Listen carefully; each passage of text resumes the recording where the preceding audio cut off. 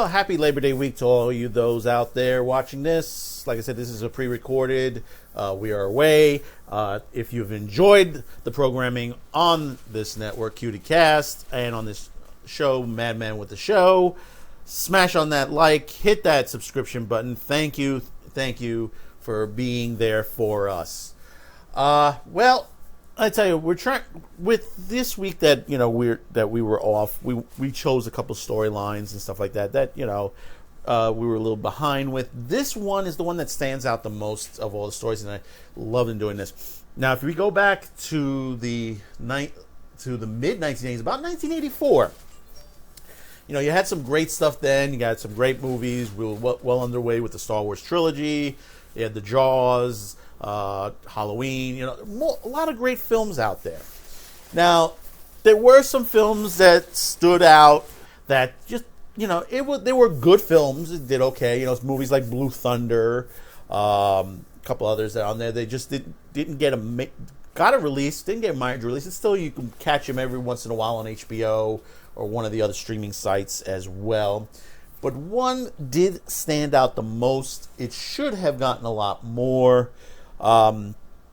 press on it, but now recently we've been hearing the inklings that basically they are wanting to either reboot or create a sequel to this movie. I would believe more of a reboot. I don't think they can do really a sequel because some of the people are much older now and some of them have departed this world. The movie is called The Last Starfighter. If you have not seen this movie, I would suggest, I know it's on Amazon. You probably have to rent it on Amazon. I haven't seen it in a bit on any of the other streaming sites for free. But it is a movie that was written by Jonathan Butel. And it stars Lance Guest and the late Robert Preston. This happens to be the last theatrical movie Robert Preston makes before his death. There were two other movies he made, but they were made for TV. And before that, he had just done Victor Victoria, I think it was in 82, which is also a fantastic. If you have not seen that with Julie Andrews, fantastic movie. And Robert Preston is fantastic in that. Anything Robert Preston does, he's an excellent actor on that. If you're not familiar with Robert Preston, Google him. He's known for most known for the great musical, The Music Man. He was always a great singer, actor. He was very versatile in what he did. And to see him in this was like, people would say that he was out of his genre, but he wasn't. He played it very well. He sort of intuned a little bit of The Music Man into this, the character he played. And basically, what makes The Last Starfighter very interesting that they're planning to do this? The people that are going to be going behind this that's starting to work this out. If you're not familiar with Gary Whitta, please excuse if I mispronounce his name, he is teaming up with the original writer Jonathan Butel, and basically with the concept artist Matt Aesop. And they're writing a screenplay together, Gary and Jonathan. And like I said, it could be a reboot. Most likely it's a reboot. But for them to join together, like I said, if you haven't seen this, the story is about a kid who lives in a trailer park.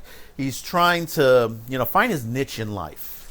He wants to be successful. He wants to move on out of that trailer park and stuff like that. And things are just not really working out for him. And he's seeing that other people are, they're being successful and stuff like that. And he just can't get that niche. But one thing that it was his passion is this video game that was in his trailer park, which was delivered there by accident.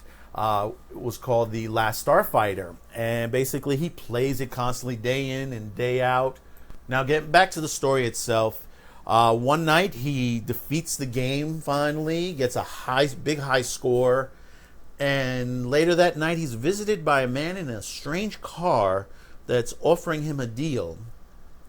And basically what it turns out to be that the car is actually a spaceship, and it whisks him away to another world which are looking for pilots to fight a war against this race called the Kodan, and a very bad guy named Zur, who happens to be a child of one of the major characters in the series. His name it is Endurin, who's the leader of the race of beings there, and his son has gone off and joined with the enemy, Zura. And basically what happens is that all these starfighters that were recruited, with the exception of Lance Guest, are killed in the hangar bay, and it's up to Lance Guest to take on a whole entire horde of spaceships. Now, you ask yourself, well, what's the difference between this and Star Wars and a lot of the other series? Well, at the time period, CGI was in its infancy.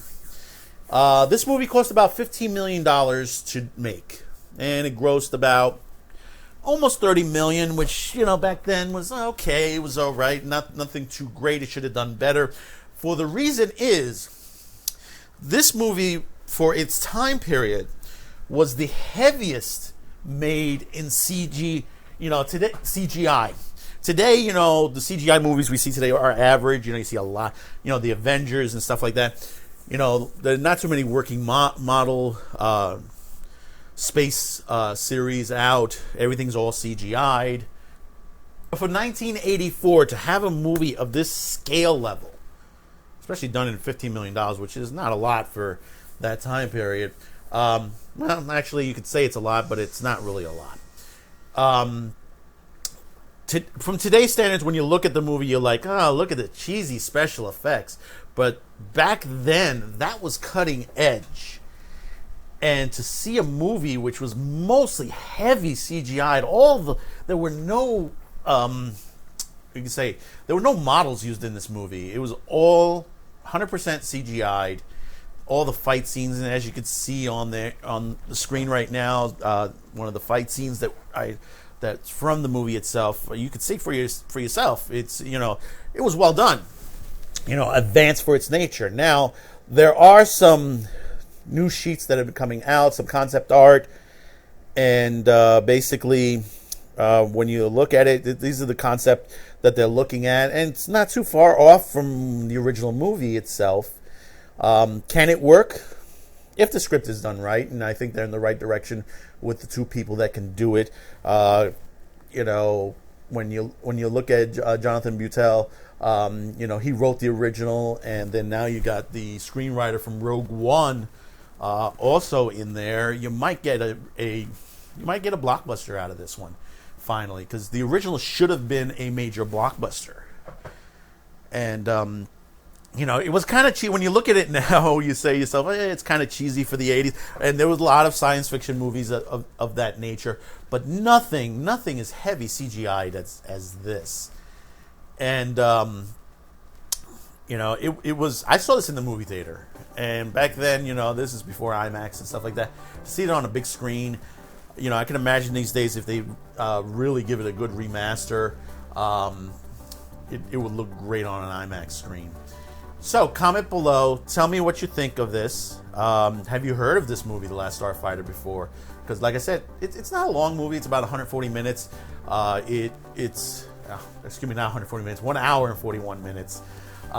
It's not a long movie. It's really good. If you haven't seen it, go grab and see it. It's on Amazon. I think it's like $4 on Amazon. You can watch it on there.